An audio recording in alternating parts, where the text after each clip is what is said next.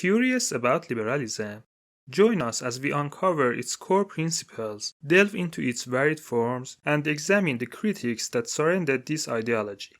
Stay tuned.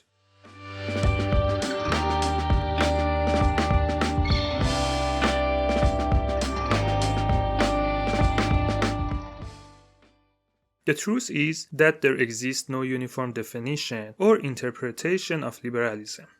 Across different eras and regions, substantial disparities and even conflicting explanations emerge.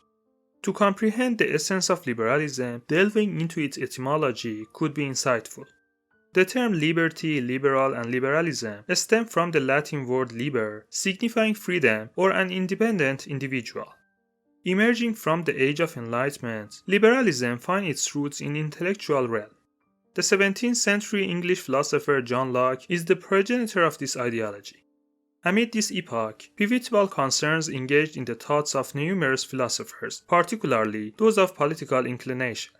The initial concern revolved around the divine right of kings, attributing government legitimacy to a divine source. The second concern stemmed from the protracted and complex religious conflicts in Europe. Locke, as the architect, posited that the origination, continuation, and legitimacy of government depends on the consent of the governed. He contended that societies and government took shape through a social contract among independent individuals designed to safeguard their liberties. Thus, the bedrock of governmental establishment lay in the consent and volition of autonomous individuals rather than in a divine right granted to a single figure like a king. In addressing the second issue, Locke disavowed any effort to impose a singular truth universally through religious arguments. Consequently, he advocated for government non-interference in religious affairs, and individuals were urged to display tolerance and reverence for each other's beliefs. Locke also introduced the concept of natural rights. These rights were not dependent on the laws or customs of any particular culture or government, and thus are universal, fundamental, and inalienable. Locke outlined three natural rights: life, liberty, and property. These rights were immune to being restricted by governments, and he proposed that the main duty of government was to ensure their protection. With these foundations, it can be said that classical liberalism, pioneered by Locke, emphasizes individualism and prioritizes the individual over society. Based on these, components such as freedom, tolerance, and a free market are central to liberalism. Revolutions like the Glorious Revolution in England, the American Revolution, and the French Revolution drew inspiration from liberalism. Many concepts highly valued today, such as democracy, freedom of speech, freedom of religion, human rights, and civil rights, have their root in liberalism. In the 18th century, within liberalism, a new perspective emerged known as economic liberalism. Its founder was the Scottish economist and philosopher Adam Smith. Smith claimed that when all individuals in a society pursue their maximum profit, ultimately the overall benefit will also be maximized. Therefore, he had full confidence in a free market and was against government intervention in economic processes. Especially under the influence of the Industrial Revolution in Europe, this approach found many advocates and evolved into the mainstream economic trend. It could be argued that contemporary capitalism is in a way an extension of economic liberalism. Today, when someone speaks about liberalism or labels someone as liberal, they might be referring to either of these two philosophical or economic perspectives. Although they share common roots, they represent two distinct issues.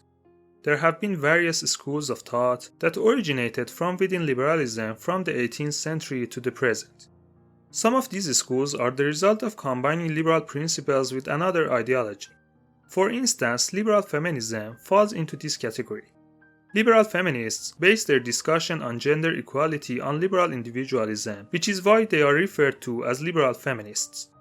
Other new schools of thoughts are in fact responses that liberalism offered to criticism it faced. Social liberalism is one such example, where liberals introduced reforms in response to criticism from socialism. In social liberalism, an attempt is made to strike the balance between social justice and a free market. While the principles of a free market are accepted, issues like public education or healthcare are handled by government to create a more equitable society. Sometimes the shortcomings and inefficiency of liberalism in reality have led to the emergence of new movements and schools of thought seeking to address those problems. For instance, after the World War I, a widespread economic crisis known as the Great Depression occurred. During this period, it became evident that economic policies solely based on a free market might not be responsive to crises, leading to market disruptions. In response, the British economist John Maynard Keynes proposed that governments should intervene in the economy to bring it out of critical situations and restore normality. As a result, an economic school of thought known as Keynesian economics emerged. However, one special example among the schools of thought originating from within liberalism is neoliberalism. Why is it unique? Because unlike other examples that saw changes toward reform and moderation of ideas and opinions, neoliberalism actually led to more radical and extreme ideas. In the 1970s, in terms of discourse, socialism was more prevalent. Many young individuals and intellectuals leaned towards socialism, and left-leaning governments were in power in most Western European countries. However, by the late 1970s and early 1980s, figures like Margaret Thatcher in the UK and Ronald Reagan in the US came to power. These two individuals strongly opposed socialism and believed that liberal policies, particularly in economics, needed to be pursued more forcefully. It went so far that Thatcher once controversially stated that there is no such thing as society. Neoliberalism, also known as Thatcherism and Reaganism, is opposed to any governmental intervention in the mechanism of the economy and the market. In other words, it advocates for a highly minimalistic government whose sole responsibility is to protect individuals' property.